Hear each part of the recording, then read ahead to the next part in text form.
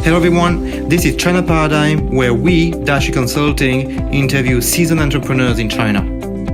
Hello everyone, I'm Matthieu David, the founder of Dashi Consulting, a China market research company, and its podcast, China Paradigm. And today I am with Olivier Tollet. I know you for quite a while, 5 or 6 years, Olivier. You are now the enterprise director for Cushman Wakefield, and you have been before in charge of opening stores for two types of Carrefour, expansion director for the hypermarket. So hypermarket, we talk about the very big ones, the big Carrefour, and after the smaller size, not convenience store, but in between, what we call a supermarket, I believe, easy Carrefour. And you have been in China for 14 years now. I checked, it's the anniversary next month because you arrived in June 2005. So 14 years in China, very long experience of retail in China, and very complete with hypermarket and supermarket, and now in charge of offices and F&B at Cushman. Thank you very much, Olivier, for being with us so early. It's my pleasure. Morning, Matthieu. Morning, everyone. So first question I always ask to people I am on the show, what's currently the size of your business? What kind of business do you do with Cushman? And what's the difference between Cushman in China and in the West? So with Cushman, actually, I'm working in what we call occupiers services, which is actually mainly we are dealing with offices leasing. So the specificity of Cushman and Wakefield in China here is we are the biggest platform with nearly 300 brokers spread all over China. That is, of course, tier 1 cities, Shanghai, Beijing, Shenzhen, Guangzhou, but also tier 2 and tier 3 cities even. We have something like 24 offices now all over China. And we are able actually to serve big clients, big enterprise all over China with quite a big footprint. That is enterprise with offices who have needs actually of offices in Shanghai, Beijing, but also in tier 2, tier 3 cities. And I would say not only needs for offices, but also they may have needs for warehouses, for at some point also factories. So it's not only, I would say, one service lines, but we have also some other service lines specialized by sectors. So office is the main one, but we have factories, warehouse, retail, residential. And we have also some other service lines specialized, sorry, in PM, what we call project development services, which is actually in charge of construction and fitting out. We have also service lines specialized in facility management. So once you are inside the premises, we are dealing with all the facility management and the building management for you. So it's quite a wide range, actually, covering all the needs around the real estate, I would say, cycle. Yeah, I think actually it's a much wider range than what I was expecting. I thought you were much more focusing on offices, but you're also recurring warehouses, factories, and as far as I read on your profile as well, F&B. You didn't mention right now, but it seems that you insist on F&B. Am I correct? Actually, there is in Cushman there is one department specialized in retail and dealing also with F&B, food and beverage, which becomes quite a hot topic now in as far as retail is concerned. We are also as Cushman, actually, we are also dealing with a lot of evaluation for companies willing to acquire. I mean, we are dealing with transactions, and we are also in charge of a lot of evaluations ahead of those transactions. And we are also dealing with a lot of purchase and sellings of buildings. which is quite a big part of our activities here in China. So some of the big deals actually happening between some of the big developers and some of the major funds in real estate are also involving Cushman Wakefield as either a valuation partner or a transactional partner. I think the question that everyone is asking himself is, can a foreign player buy easily in China? It seems like it will be much more challenging for an overseas player or foreign player to be able to buy a building or warehousing in China than in the West. What's your takeaway? Actually, it's becoming nowadays. It's becoming easier and easier, actually, and we see more and more funds and foreign companies buying buildings here in China and buying properties in China. I don't know, it's companies coming either from the States, from Europe, from Hong Kong. You can see more and more major transactions actually happenings. I would say that now the level of the programs here in China are very comparable with the major deals happening all over the world. I mean, in terms of the quality of the properties, in terms of the size of the deals, also you have quite still a big deals happening in when you're looking at the urbanization path of China. It's still where the place where major things are happening. And when you read the specialized media about real estate, you can see that a big part of the major acquisition involving Western funds are still happening here in China, actually. I think one of the difference between real estate in China and the West is the financing. I don't know if banks are financing as much as in the West or as easily the purchase of properties for foreign players or even private companies. I feel it was very trusted by public companies. Do you feel it's one of the differences? Yes, it could be. I mean, if you consider the way the Chinese, I mean, the SOE, the Chinese public enterprise are financed, and the big, even the big Chinese funds are financed here in China. For sure, it's a little bit different from the Western way.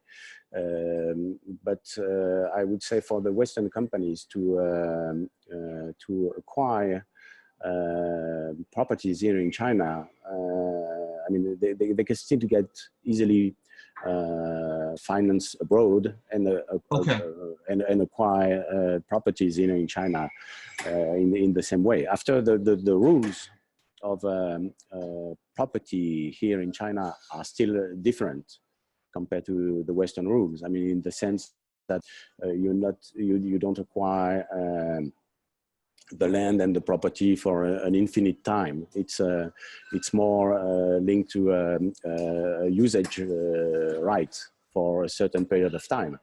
But I mean, in terms of easiness to acquire it and after to develop or to promote your premises, it's still easy to do it.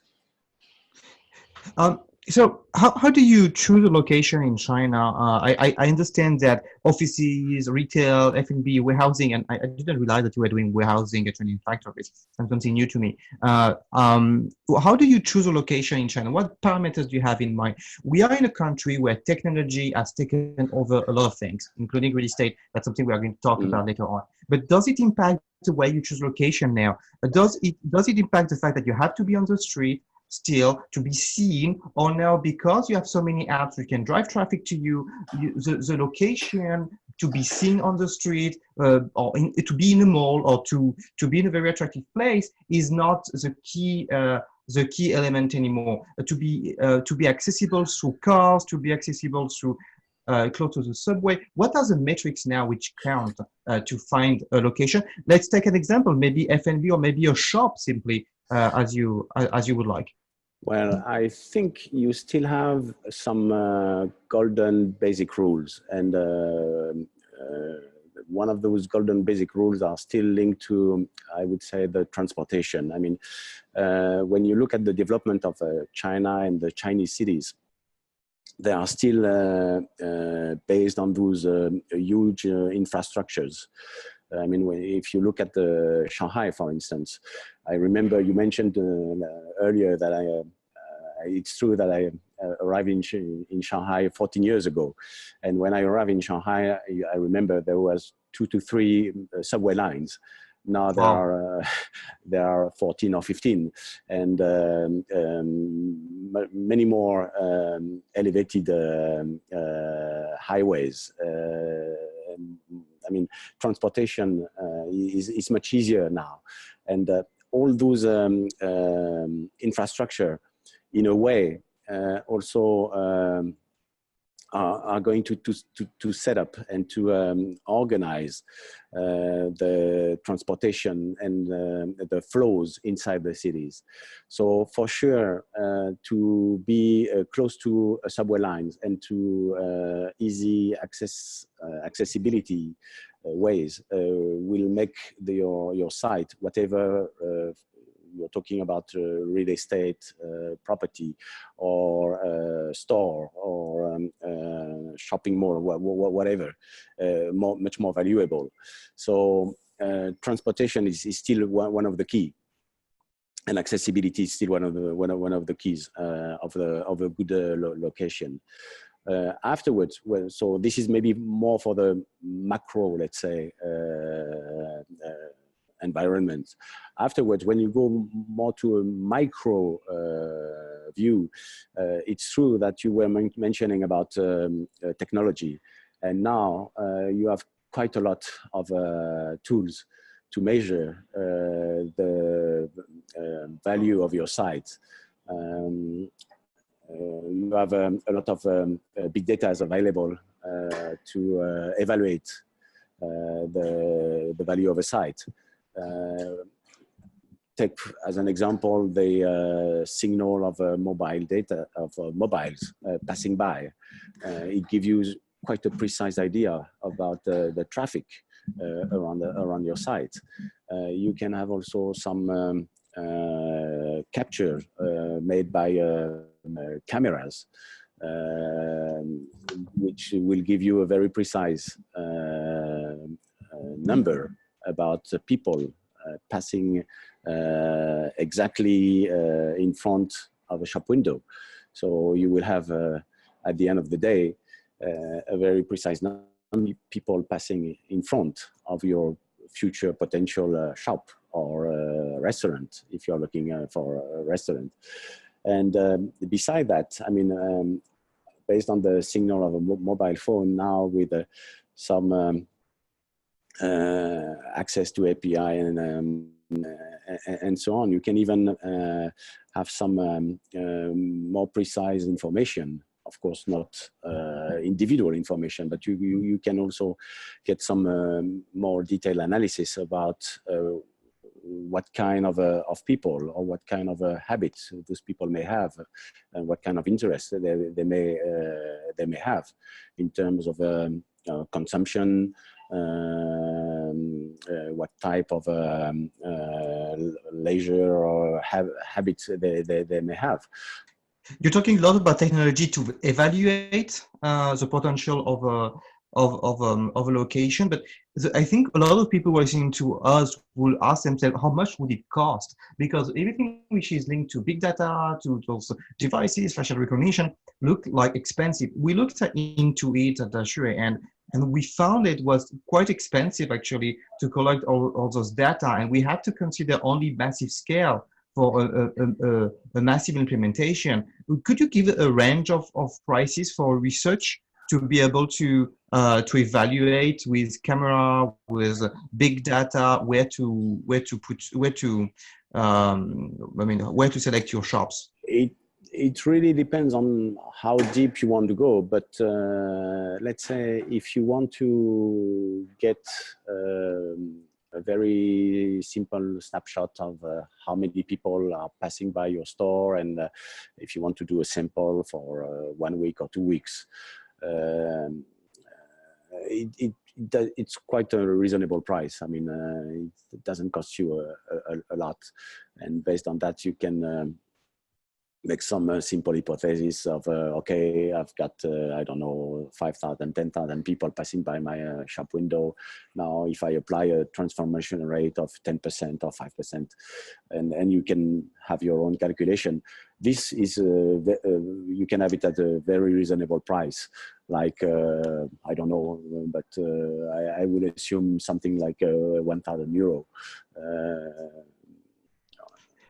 So how did it work? You put a device which is like a device like a camera. Okay. And you have some. You even have some. Of course, the data are not saved individually, but you have like a facial recognition to avoid double counting, meaning if one person is passing back and forth, it's only count as one passing by.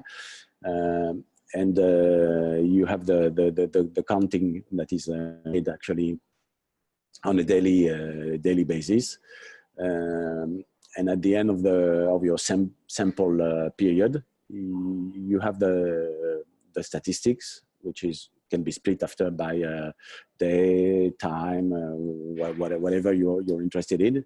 Of course, if you are a F&B restaurant, you will be focusing maybe on some specific hours, because for you, the meals hours will be the key period.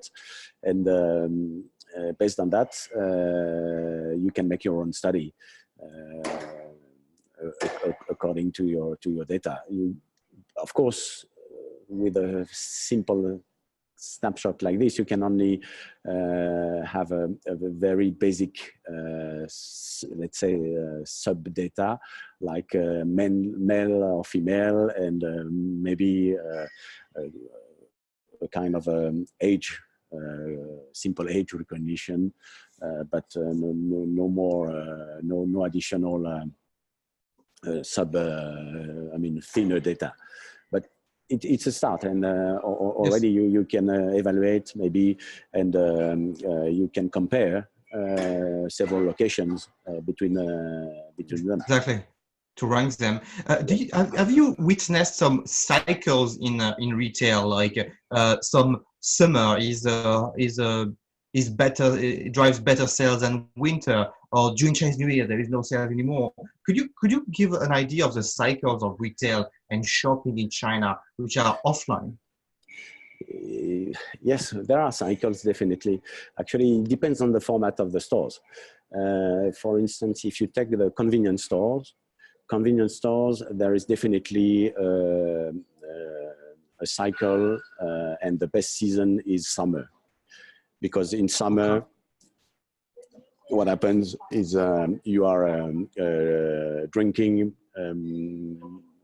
many more drinks, soft drinks. I see. You are having ice creams, looking for,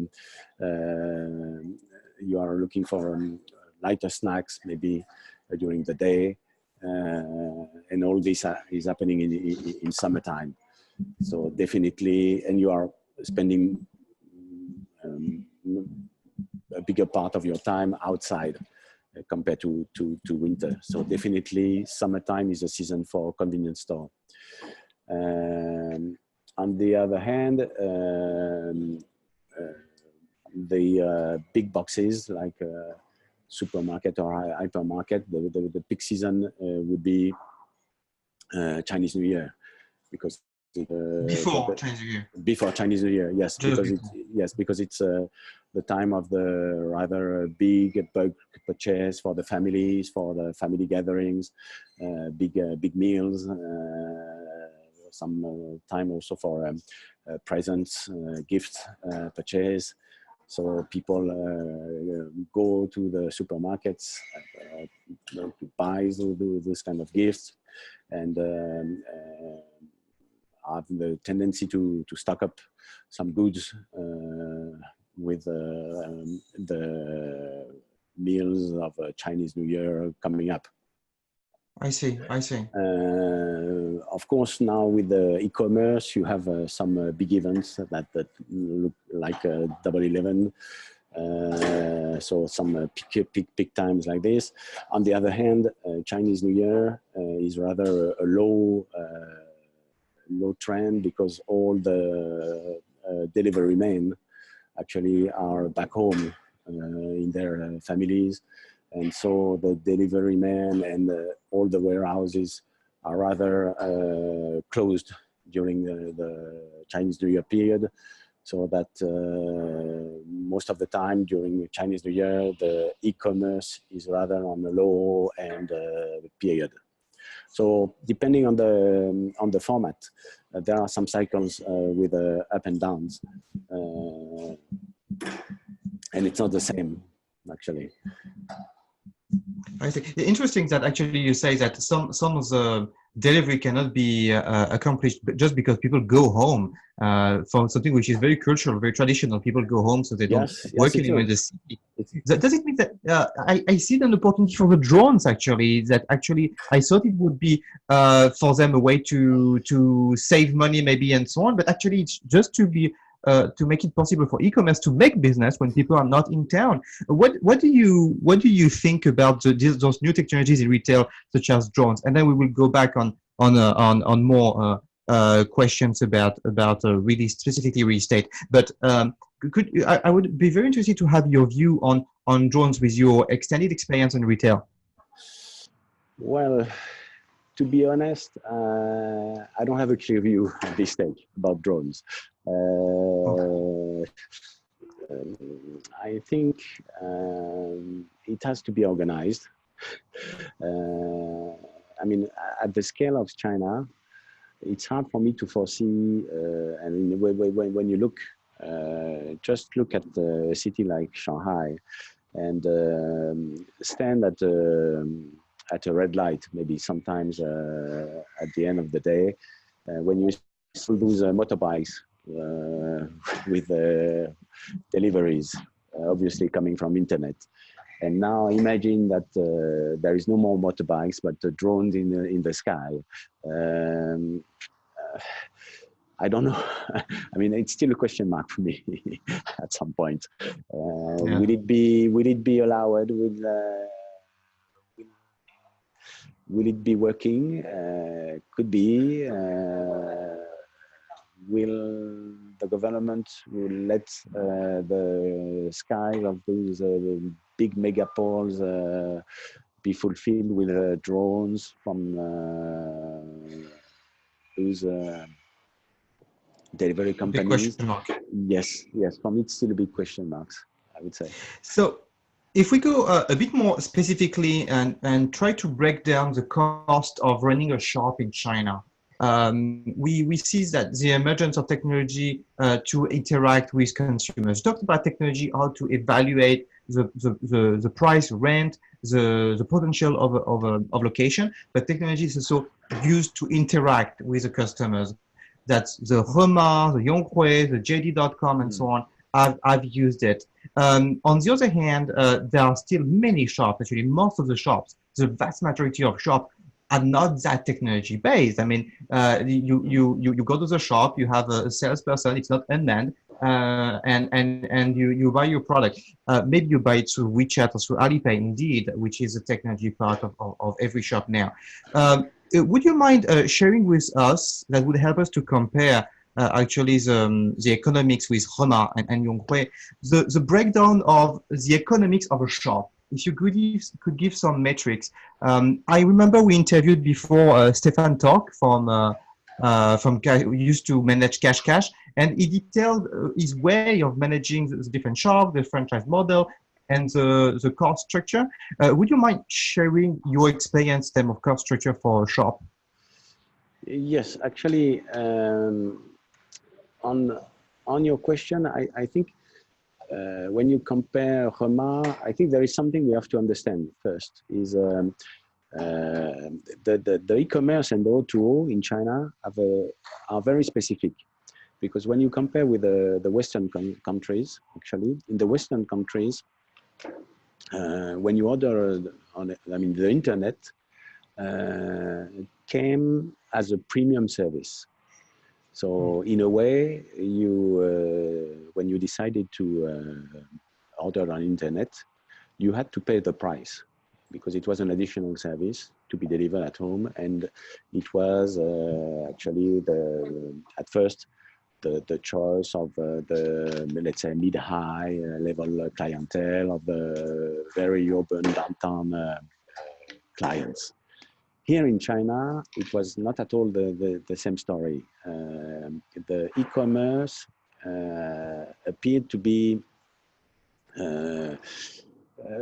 more discounted, and in a way appeared to be a kind of a free service, because in a way, at first nobody had to pay for the delivery. The delivery was free, and on the discounted items, and even you had some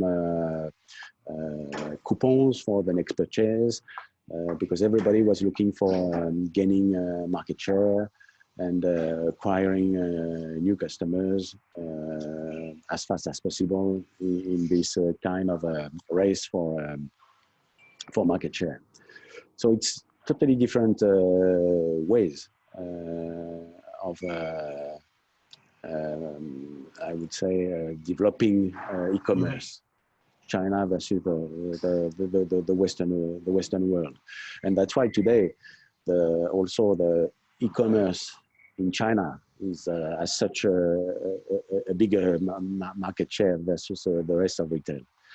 Now, when it comes to the breakdown of a, let's say, more traditional store here in China, the biggest challenge actually you are facing is the price for the lease, the price you have to pay for the rent, because the rent in a city like Shanghai is very high actually.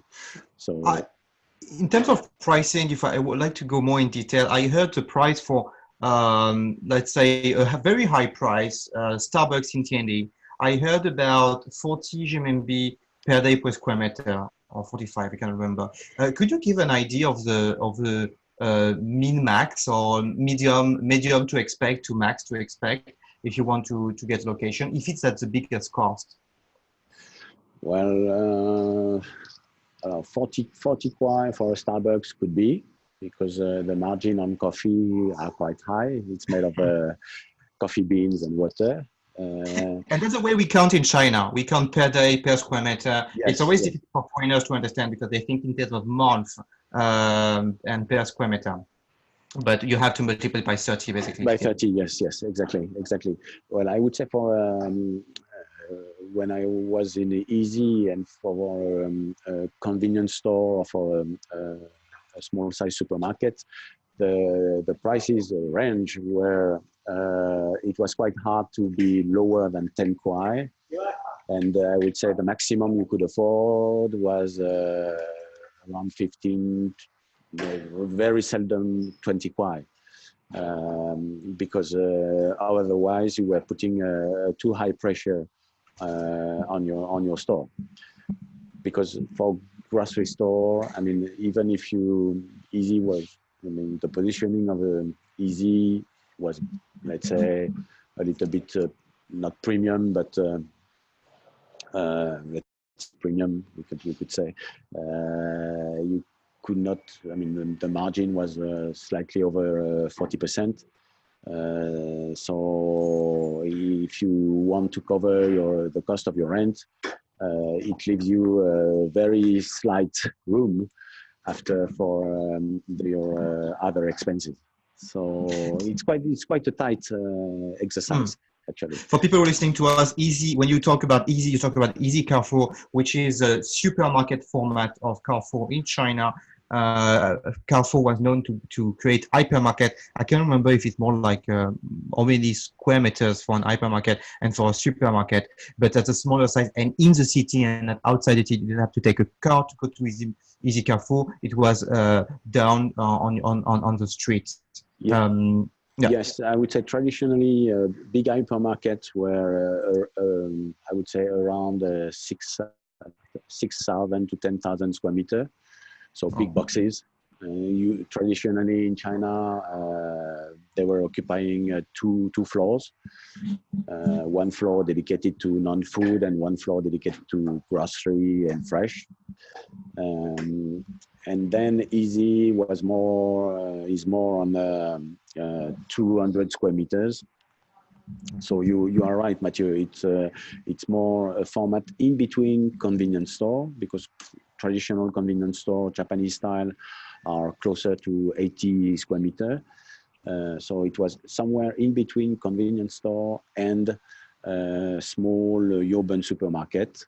In the sense that the concept of Easy actually was a way for customer to choose how to use the store. So they had, for instance, the possibility in the morning to come in, have a coffee, a baozi, which is a traditional Chinese brioche with some meat inside.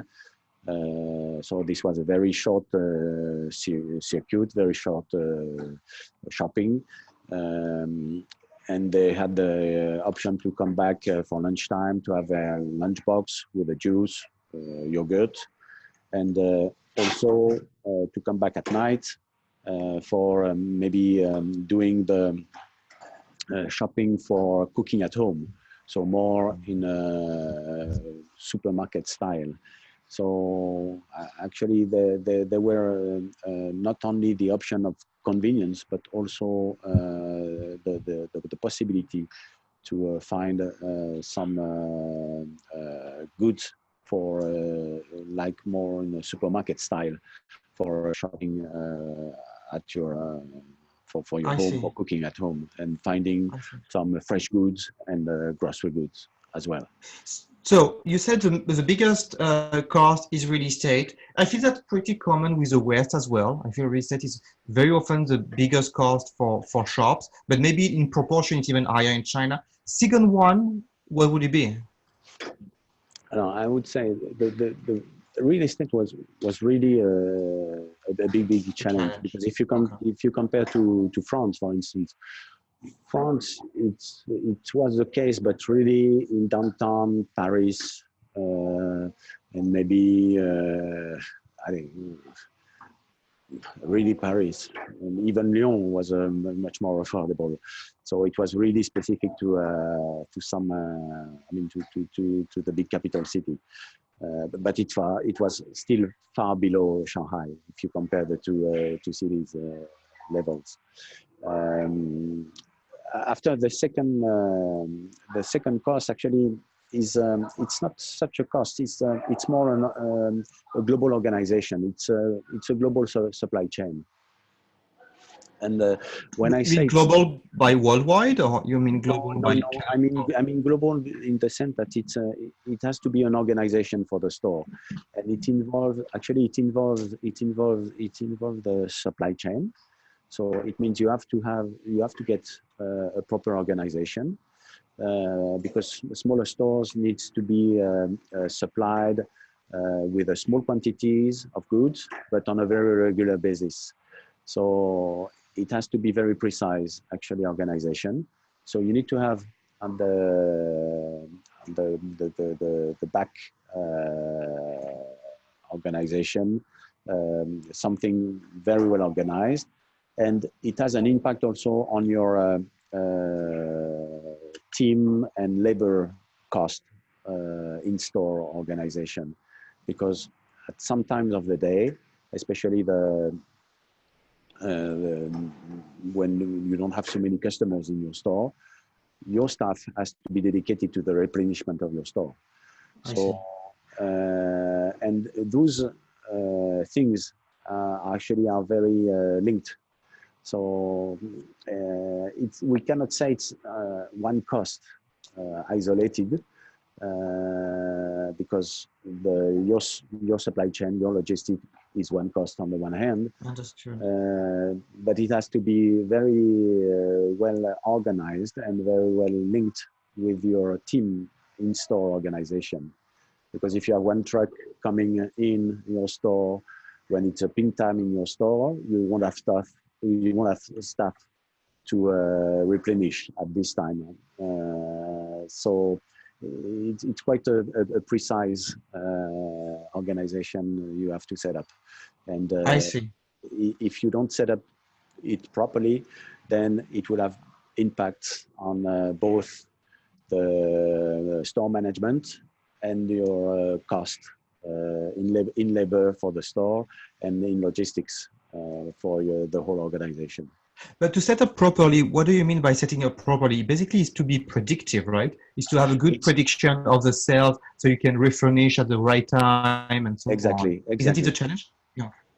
Yeah, exactly. It's to be very predictive. So you have to get the proper quantities linked to the sales actually you're doing, and to get the right quantities at the right time in your store. And when you are dealing with the big cities traffic, it's not always that easy actually, because you need to have smaller trucks to access the stores in the downtown. And of course, there is uncertainty linked to the traffic to reach the store. So what about now technology to link to the client? We talked about technology again to value the real estate, a technology to link with people who are using the real estate, either the employee, either the client for retail, for offices could be only for the employees. Could you share with us some of the trends you see? To elaborate a bit more, we've seen a lot of hype on unmanned shops. Is it really a trend, or is it just a hype where people wanted to talk about it? We see a lot of hype with Hema, Yonghe, JD.com, where you get delivered.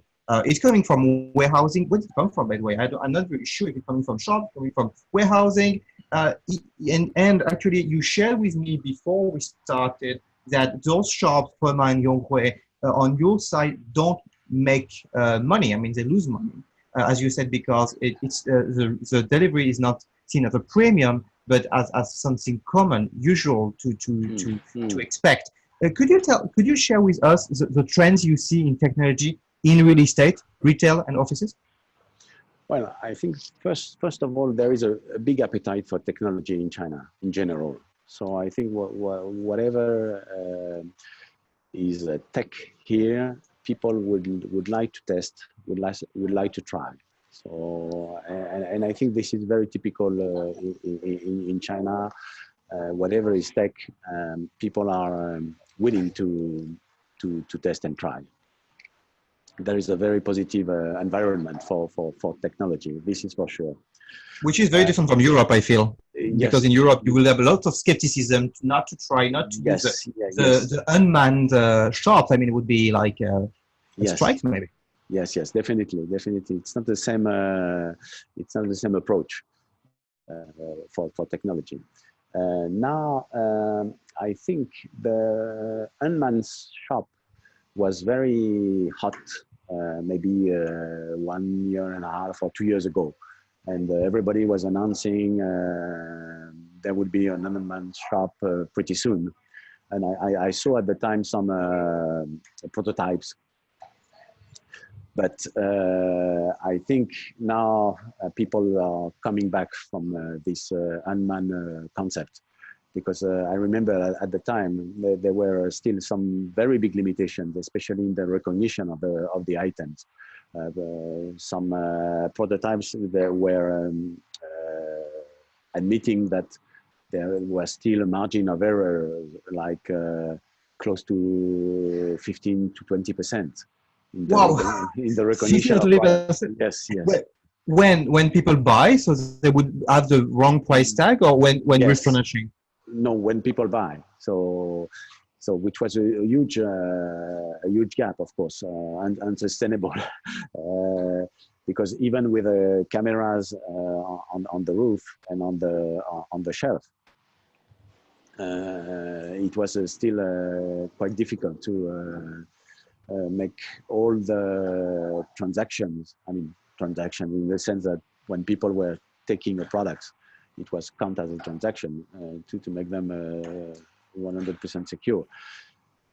So obviously it was not that finalized at the time, and I think for me there was something wrong in the concept of unmanned. Actually, what as a customer, what you're looking in this kind of shop, and when we have not to forget this, it's convenience.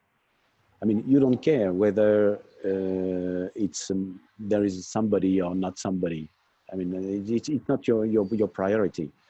You're looking first for convenience.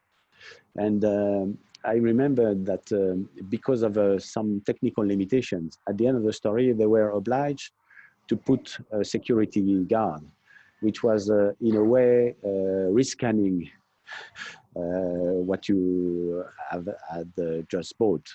So in a way, the kind of convenience you gained when taking the goods from your shelf, you just were losing it at the gate, because the guy was in a way scanning and make you lose the time back then just at the gate.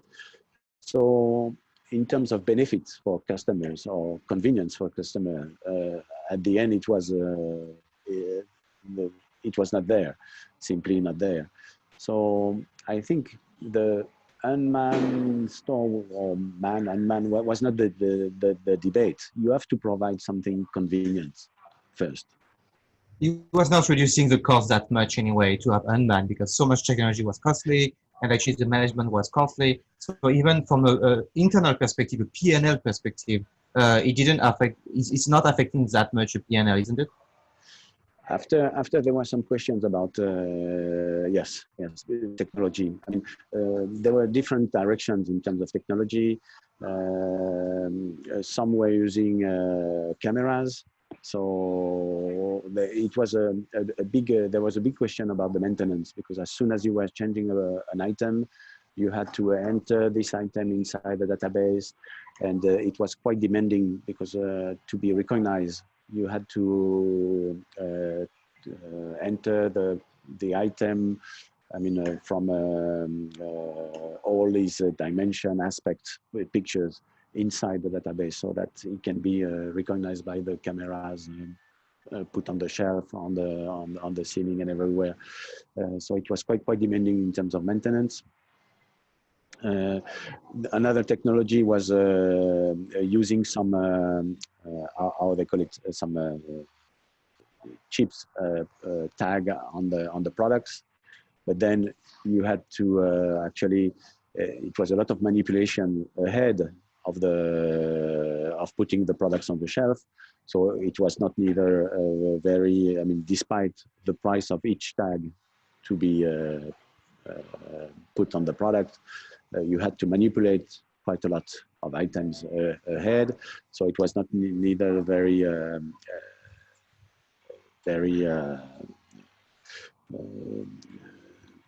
productive neither.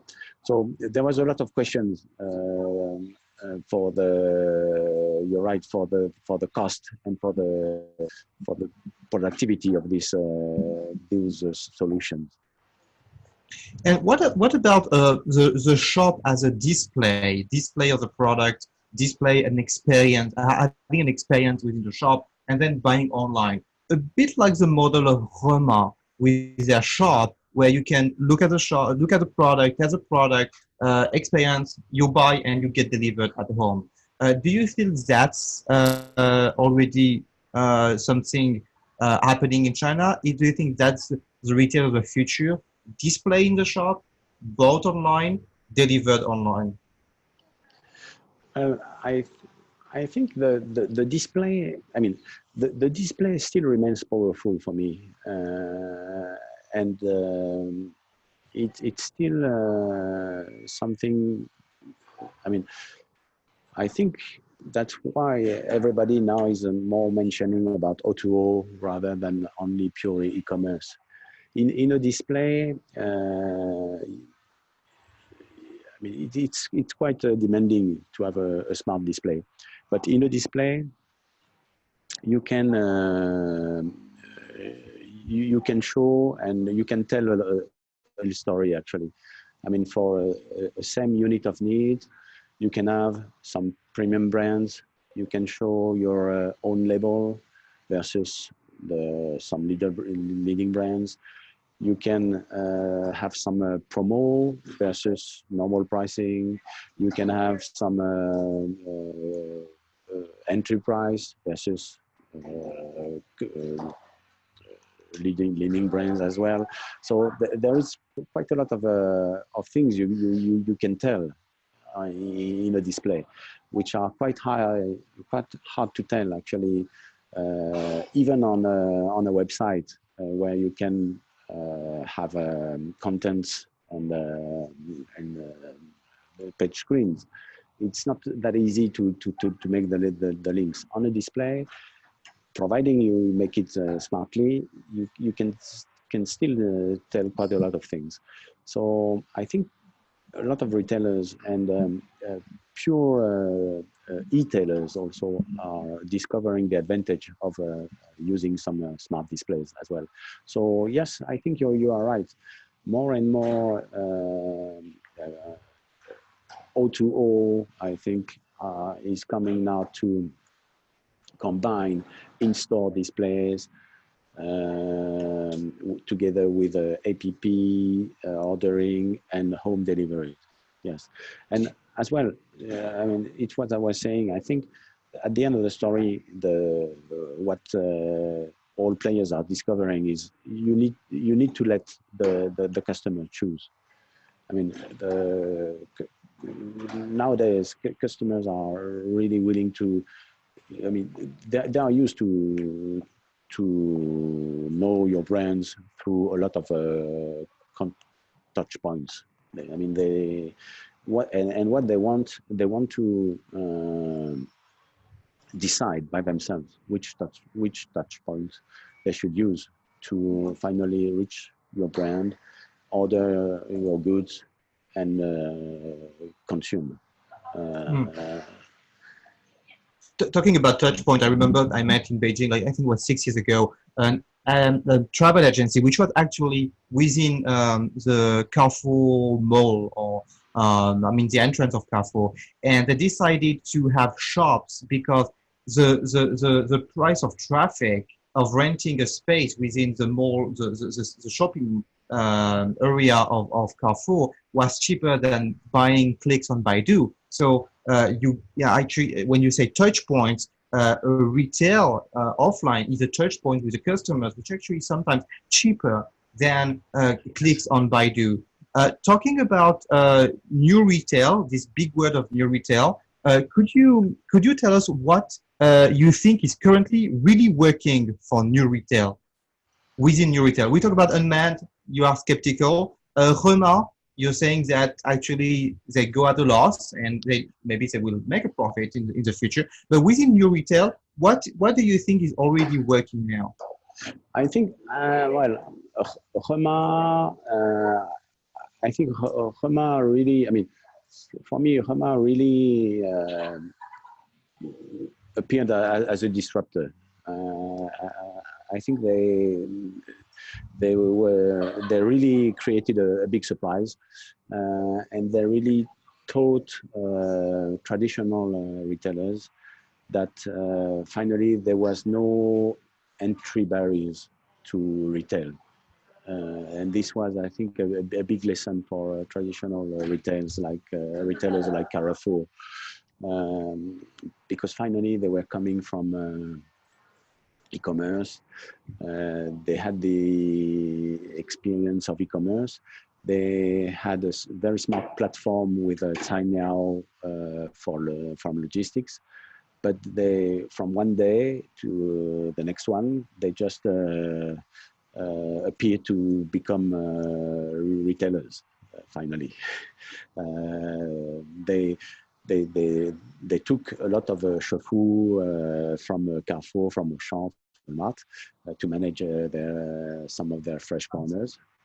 But finally, everybody was thinking retail is quite a complicated market, but they proved the contrary. They proved that somebody who doesn't know retail can, from day one, become a retailer. And they did it in a very smart way, in the sense that they finally compacted the food retail in a very modern way, because they took some top products from internet.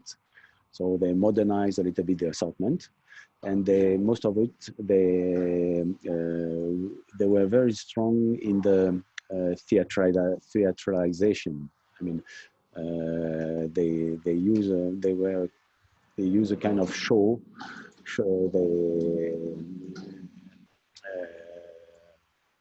The marketing, the display online. Yes. You know, with all those staff preparing the orders for the online deliveries.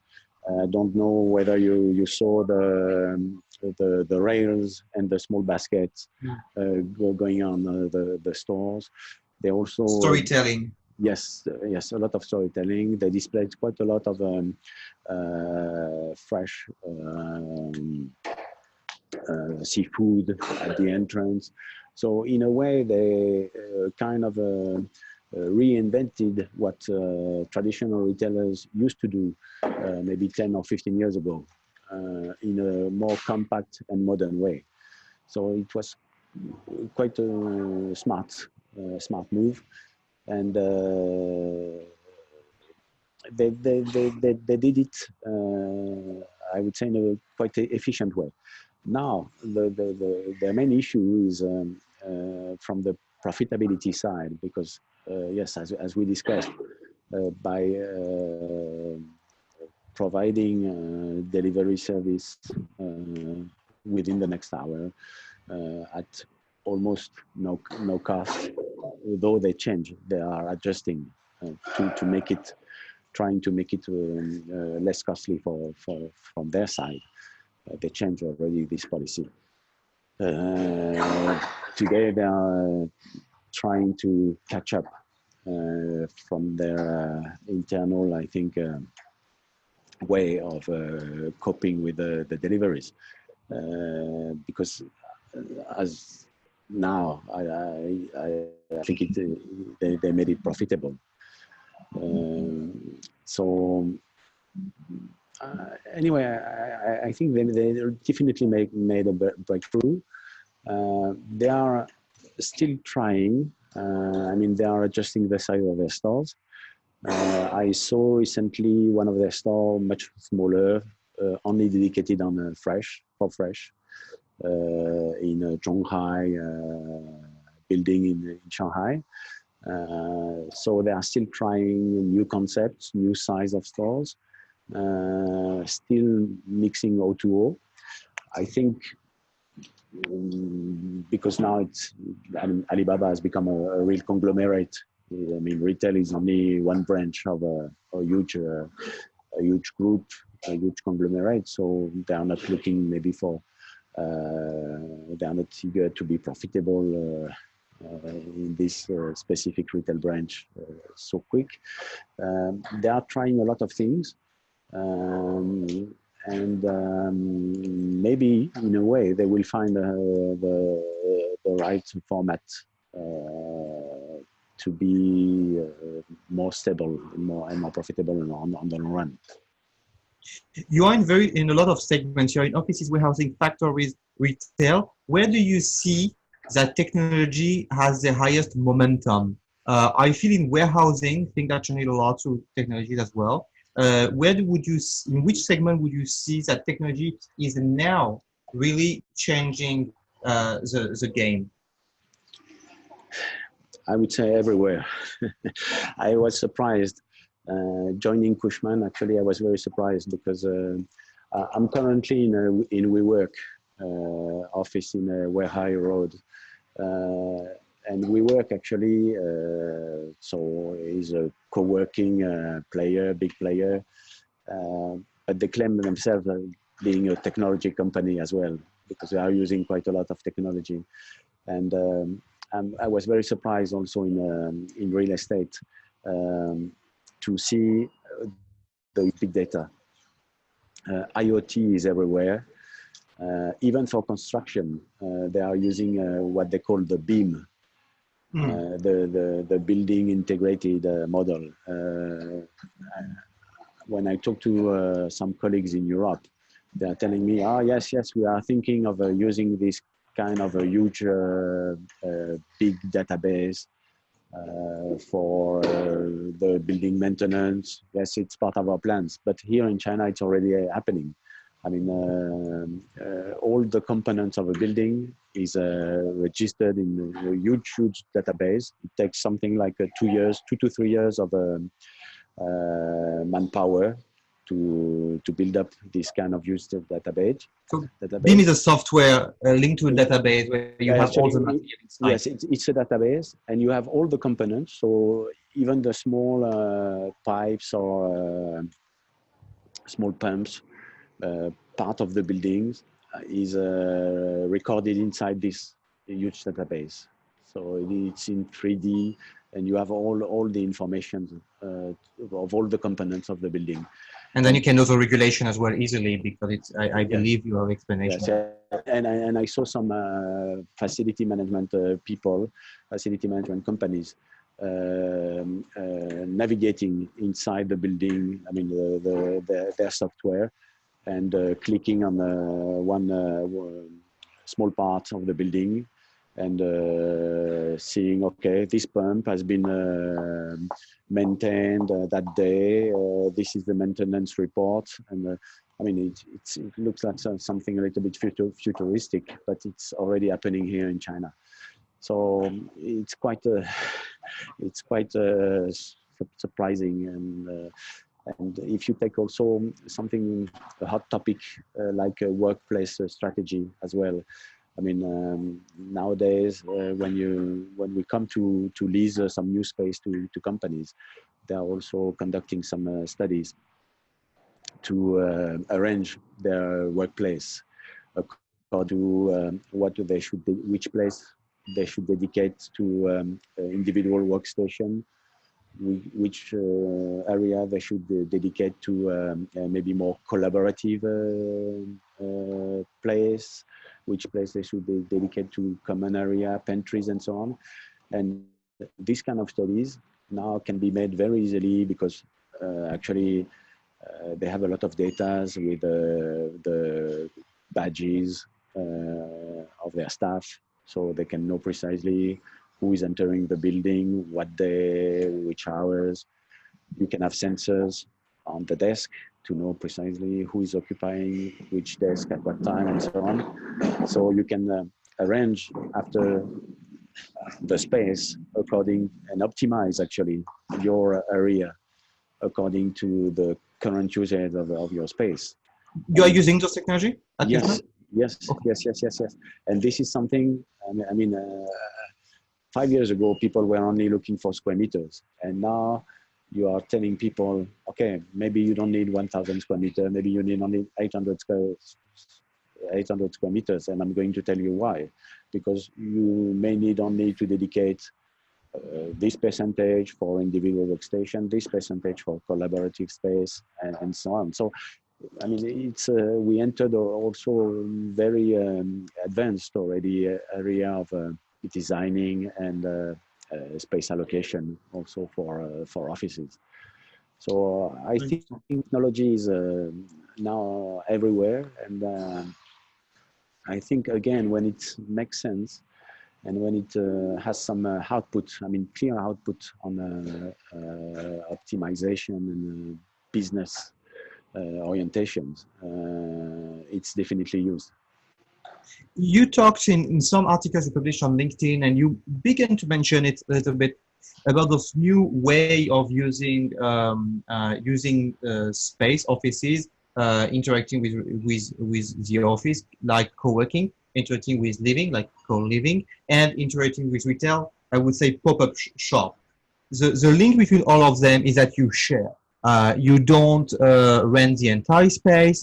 For co-working, you are to rent a specific desk. For co-living, you are going actually to rent a space because you like the standards of living in there, because you like the standard of security, the standards of services they can provide to you, or you are going to choose a pop-up shop because you don't want the price and the involvement of renting for 1 year or 2 years and putting a deposit of 2 or 3 months and to start business, and you want to choose a pop-up shop. Could you share about those trends which are within the sharing economy, co-working, co-living, pop-up shop?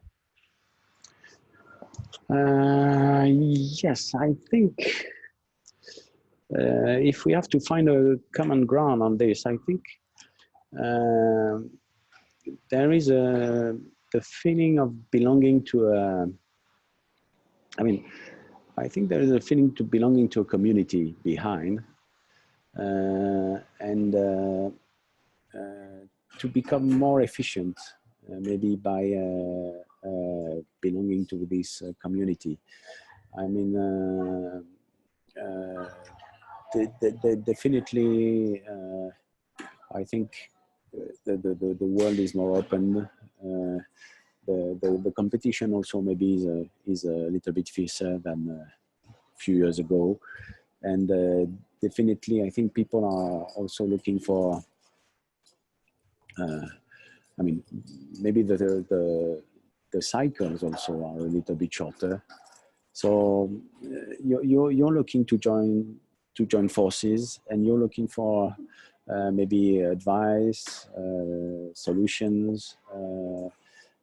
Sharing some smart ideas. So I think the kind of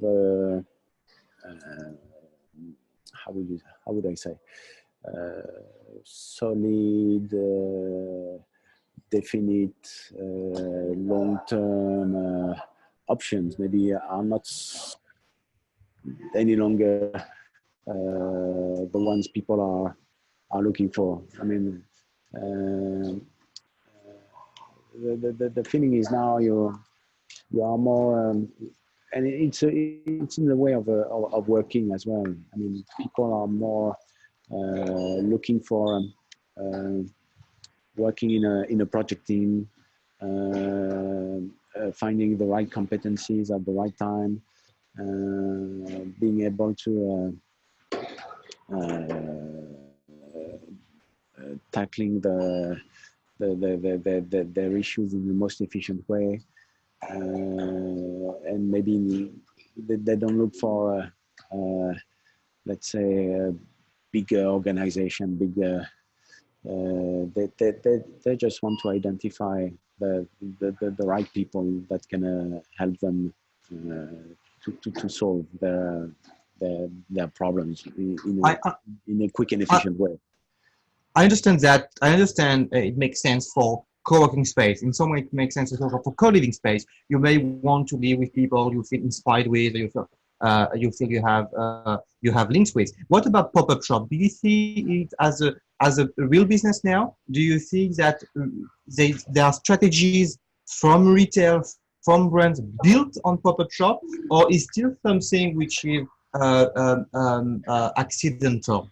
From time to time, let's do a pop-up shop because there's an event, but it's not build a strong strategy. What you take away on pop-up shops? I think pop-up shop. I mean, pop-up shop for me should be part of a strategy, or maybe of a broader strategy. But I think pop-up shop can be a good leverage, especially if you want to test a product or if you want to approach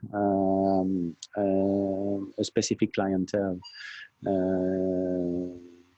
because I mean, you don't have to to bear the burden of a shop for that. You don't have to create maybe. I mean, pop-up shop can be both, by the way, offline and online, and it can be a part of a test and try strategy, and you can also recruit during a pop-up shop customers or leads for another step of your strategy. So I don't see it. I don't see it as a let's say final stage, but inserted inside a more global strategy. I definitely believe it can make sense. Have you, as Cushman, already worked on this this segment of pop-up shop, or it's still new? To be honest,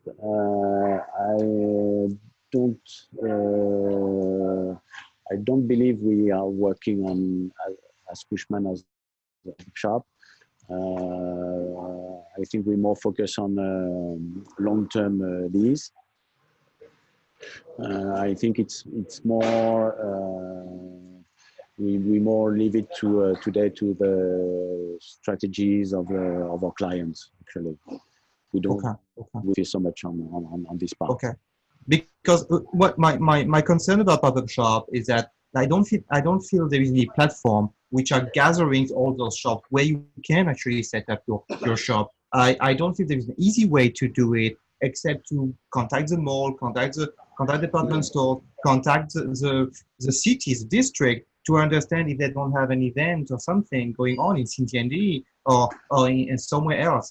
Do you have an experience on it, or? No, you're right. You're right. I think some of the developers, some of the landlords are more experienced, and I would say are more keen on doing and promoting pop-up shops, because I know some, and you're right, maybe in Xinjiang, some of them are quite advanced on this, because I think pop-up shops and malls can find a common grounds, because shopping malls today have a challenge. They have to also to rely much more on what they call experience, or a kind of animation. So they cannot be like 5 or 10 years ago, the same for 10 or 15 years time. They have to renew themselves, and pop-up shops for them can also be a way to appear different every 15 days or every month. So it's also for them a smart way to make people come again, to say, hey, look, next month we will be different compared to this month, because we will have new boutiques. So I think you're right there. And some malls are already playing this, but maybe not fully. I think there should be at some point something a little bit more, let's say, institutionalized. Yeah, it's very fragmented. Yes, where pop-up stores should become a kind of a segment, let's say, for shopping malls, to say, okay, we have some space. Which will be actually turning where we will have maybe some thematics, but I think the reason why it's a little bit fragmented today and a little bit chaotic in some extent, it requires a lot of energy from shopping malls. Maybe they don't have the teams to manage this kind of of spaces. But Still, yes. yeah, still looking for the Airbnb of popping shop, I believe. Yes, exactly, exactly, Still not exactly. sizable one we can find. Exactly. But you're right. I mean, it may be one direction for the future, because both brands and malls have an interest to work into this direction. Last questions, because it's going to be already 1 hour, and it was very interesting talk. That question is more to actually an entertaining question. Is We know that Decathlon, for instance, when they started selling in China, they sold tents, and actually Chinese were not using tents to go in the countryside and go camping, but they were using in the park to protect from the sun. I'd like to know if you have some stories like this at Carrefour, where a product became something different from what you were expecting, or something very surprising you witnessed in China. The same as I heard, like P&G, in order to enter the market of the Chinese market, they advertised to the IE. We were actually leading Tai Chi in the morning to advertise their product, because they were actually key opinion leaders at that time. Do you have some funny, interesting, surprising stories to share? I may have, but just like this, let me think. Da, da, da, da, da. Oh, I may have, but it doesn't come just like this. There are surprising stories about wine when Carrefour introduced wine in China, making it more visible, or imported products, attitude, behavior in the shop, like IKEA. People are sleep. You saw some Chinese were sleeping on the Yes, bed. yes, yes, yes, yes, yes. Some of the stories. Yes, well, we have a lot of story. I mean, what always surprises me in the shops is especially at the fresh section is people sorting. When we have the dry goods, some are sorting their raisins. The dry grapes. They are sorting it one by one. So I don't know how many. I don't know how much time they need to get 500 grams plastic bags full. But they are sorting one by one, and I look at this. I look at the. It's usually old grandpa or old grandma. And it happens almost in every shop I visited at the time, and they were sorting one by one, and so it's very careful. I assume they got the best of our assortment, but I think they spend 1 hour in front of the. So yes, I think we part of the success of Carrefour. At the time was lied in the sense and part of the cultural proximity lied in the love for food, actually, because even though we were very localist, I think we were French people and Chinese people do love eating, do love food. And when you were mentioning wine, or whenever we do wine tasting, whenever we do even imported French imported products tasting, I mean, even when people don't know how to eat these kind of products or how to drink wine, of course we still have the same.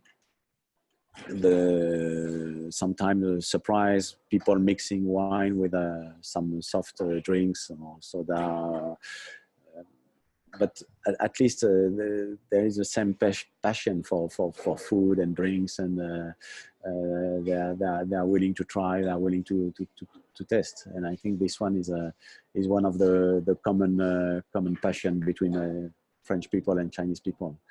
And no, one thing which was surprising is when I started Easy, I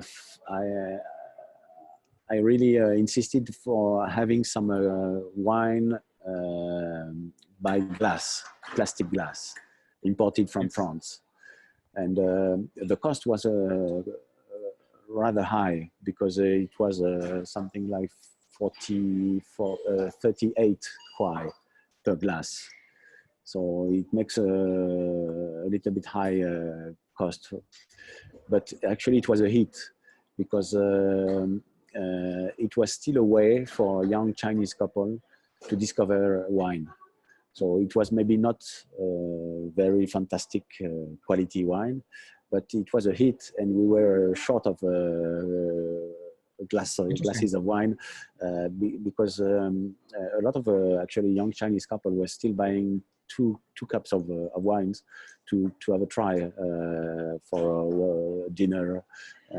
So they were trying in the store, or it was no, they were back home. Bottle, right?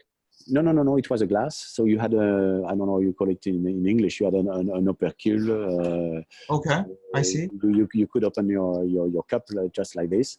It was a real glass. It was not a can, right? It was not like a Coca-Cola can. It was a glass. No, it was a glass. It was a glass. Okay. Made of plastic to make it safe, but it was a nice design glass. And everybody was saying, well, we're not going to sell, it's too expensive. And finally it was a hit because it was a way to discover and to access the French wines for young Chinese couples. And well, it was very interesting. Part of the maybe unexpected successes, let's say. Thanks, Olivier, for your time. I see Matthieu. that more and more people are coming in. Yes, true. In the office. Thanks again for all the sharing, all the learnings, and I hope you enjoyed. I hope everyone enjoyed as well the talk. Bye, everyone. Okay, my pleasure. Bye, Matthieu. Bye, everyone. Bye.